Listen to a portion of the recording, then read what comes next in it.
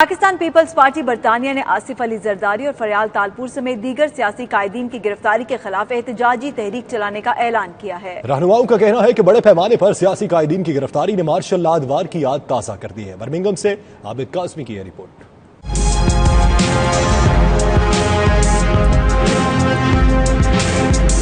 پاکستان میں اعلیٰ سیاسی قیادت کی گرفتاریوں کے خلاف احتجاجی لائحہ عمل کے بارے میں مشاورت کے لیے ہنگامی اجلاس برمنگھم کے مقامی ریسٹورنٹ میں ہوا، جس میں پاکستان پیپلز پارٹی برطانیہ کے جنرل سیکرٹری اظہر اقبال بڑھالوی، صدر خواتین ونگ انجم جلال، صدر کشمیر کمیٹی عارف مغل، صدر PYO یاسر بلال، نائب صدر پیپلز پارٹی برطانیہ واجد علی برکی اور دیگر افراد نے شرکت کی۔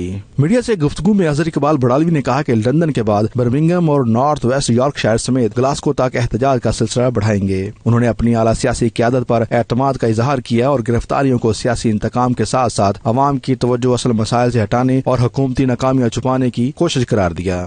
برطانیہ بھر کے اندر جس فورم پہ چاہے وہ احتجاجی سیاست ہو، چاہے یہاں برٹش پارلیمنٹرین ہوں، ہم یہ پیغام دیں گے کہ پاکستان کے اندر جو جس طرح سیاسی قائدین کو دبایا جا رہا ہے اور وہ پاکستان کے اندر ایک ڈیموکریٹک سسٹم کو ڈیریل کرنے کی سازش کی جا رہی ہے۔ دیگر کارکنوں کا اس موقع پر کہنا تھا کہ پوری جماعت چیئرمین بلاول بھٹو زرداری کی کال کی منتظر ہے۔ جیسے ہی احتجاج کی کال آئے گی، ہر طرف دمادم مست قلندر ہوگا۔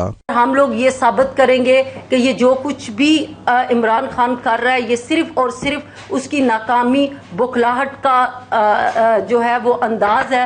تو میرے خیال میں وہ اب یہ چیز یہ ثابت ہو گئی ہے کہ جو حکومت ہے وہ بری طریقے سے ناکام ہو چکی ہے۔ پہلے اس نے نواز شریف کو گرفتار کیا، پھر اس کے بعد آصف علی زرداری، پھر اس کے بعد اب عدی فریال کو۔ کارکنوں نے شریک چیئرمین آصف علی زرداری، فریال تالپور سمیت دیگر سیاسی قائدین کی رہائی تک احتجاج کا سلسلہ جاری رکھنے کا اعلان کیا۔ رپورٹنگ ٹیم کے ہمراہ عابد قاسمی، 92 نیوز برمنگھم۔